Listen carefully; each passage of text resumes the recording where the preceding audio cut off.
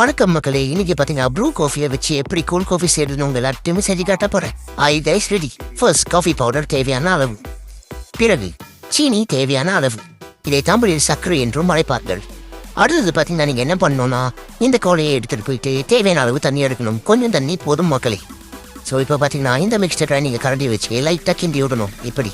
அடுத்தது பார்த்தீங்கன்னா அந்த மில்க் ஃப்ரோத்தர் வந்துட்டு நான் வெதரோட வந்து வாங்கினேன். ஸோ அதை வந்து இந்த மாதிரி தட்டுனீங்கன்னா அது டொருன்னு சுற்றும். ஸோ அதை எடுத்து நீங்கள் எடுத்த மிக்சரில் போட்டு தட்டிட்டு கருன்னு தட்டினீங்கன்னா அது வந்து உங்கள் மிக்சரை வந்துட்டு எக் பீட்டரில் வந்து முட்டை அடிக்கிற மாதிரி உங்கள் கோப்பியாக அடிக்கும். ஸோ இதை வந்துட்டு நீங்கள் ஒரு 3 to 5 minutes வந்து இந்த மாதிரி வந்து வச்சு பீட் பண்ணிட்டே இருந்தீங்கன்னா உங்களோட கன்சிஸ்டன்சி பார்த்தீங்கன்னா அப்படியே வந்து ஹாஃப் கோலைக்கு வந்துட்டு அது வந்துட்டு பொங்கி வந்துடும். ஸோ இன்னும் கொஞ்ச நாட்களில் நீங்கள் அந்த ரிசல்ட்டை பார்க்கலாம். இப்போ பார்த்தீங்கன்னா வந்துட்டு தாறுமாறாக வந்துட்டு நம்மளோட பீட்டிங் ப்ரோசஸ்ஸாக நடந்துக்கிட்டு இருக்கு. எஸ், இன்னும் கொஞ்சம் இப்போ பார்த்தீங்கன்னா வந்துட்டு ரிசல்ட் வந்து இப்படி இருக்கும்.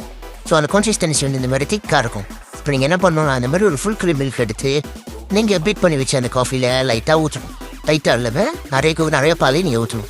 ஸோ நீங்கள் ஊற்றும் போது பார்த்தீங்கன்னா அந்த மாதிரி லாத்தி ஆட்டெலாம் வந்துட்டு அதே தானாக வந்து வரும். ஸோ அடுத்தது வந்து உங்கள் கரண்டி எடுத்து நீங்கள் வந்து இந்த காஃபியெல்லாம் நல்லா மிக்ஸ் பண்ணணும். அப்போ தான் வந்துட்டு நம்மளோட கோல்ட் காஃபி வந்துட்டு மிக்ஸ் பண்ணி குடிக்கிறதுக்கு நல்லாயிருக்கும். ஸோ கைஸ், இப்போ பார்த்தீங்கன்னா நம்ம காஃபி ரெடி ஆயிடுச்சு. இந்த காஃபியை நீங்கள் கடையில் வாங்கினீங்கன்னா 12 ரூபாய்க்கு விற்பாங்க. இங்கே வீட்டிலே செஞ்சனால இலவசம். இதை ட்ரை பண்ணுங்கள் மக்களே. நன்றி, வணக்கம்.